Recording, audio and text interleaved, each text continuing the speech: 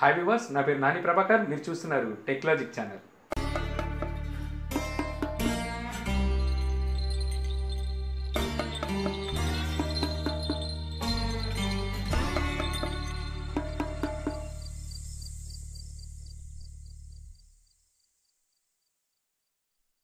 So ముందుగా వచ్చేసరికి Nokia mobile launch చేసిందంట కదా. సో దాని గురించి చెప్పండి అని చెప్పి అడగడం జరుగుతుంది. సో నోకియా వచ్చేసరికి నోకియా 6 అని ఆండ్రాయిడ్ మొబైల్ ని లాంచ్ చేయడం జరిగింది. సో ఇది వచ్చేసరికి dual LTE nano SIM. So దీని డిస్ప్లే వచ్చేసరికి 5.5 inches full HD 403 PPI Corning Gorilla glass 3 తో దించడం జరిగింది.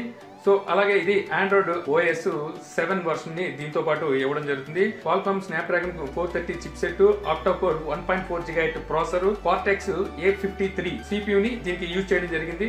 అలాగే దీని ఇంటర్నల్ మెమరీ వచ్చేసరికి 64 GB, ఎక్స్టర్నల్ వచ్చేసరికి 256 GB ని, ర్యామ్ వచ్చేసరికి 4 GB వాడడం జరిగింది. బ్యాక్ కెమెరా వచ్చేసరికి 16 మెగాపిక్సెల్, ఫ్రంట్ కెమెరా వచ్చేసరికి 8 మెగాపిక్సెల్. అంతేకాకుండా ఫింగర్ ప్రింట్ సెన్సార్, అలాగే ఫాస్ట్ బ్యాటరీ ఛార్జింగ్. దీని బ్యాటరీ వచ్చేసరికి 3000 mAh బ్యాటరీని దీంతో పాటు ఇవ్వడం జరిగింది అనమాట. సో ఇప్పుడు ఇది వచ్చేసరికి మన ఇండియాలో లాంచ్ అయిందా లేదంటే ఇది ఇండియాలో లాంచ్ చేయట్లేదు. సో ఇది వచ్చేసరికి ఓన్లీ చైనాలోనే దీన్ని లాంచ్ చేస్తున్నారు. సో ఇండియాలో దీనికి లాంచ్ చేస్తామన్నది ఎటువంటి ఇన్ఫర్మేషన్ లేదు. ఇండియాలో లాంచ్ చేస్తారో లేదో కూడా తెలియదు అనమాట.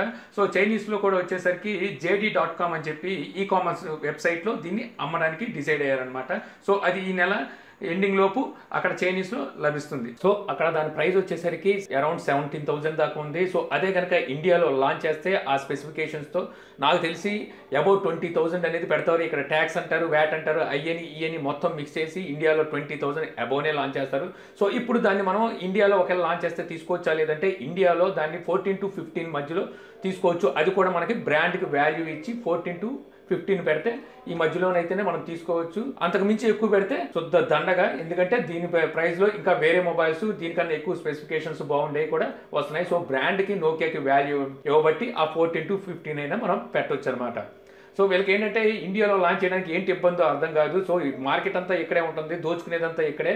కానీ ఇండియాలో లాంచ్ చేయడానికి మాత్రం ఈ విధంగా ఆలోచిస్తుంటారు. ముందు దేనికైనా సరే చైనా దేశానికి ఎక్కువ ప్రిఫరెన్స్ ఇస్తూ ఉంటారు.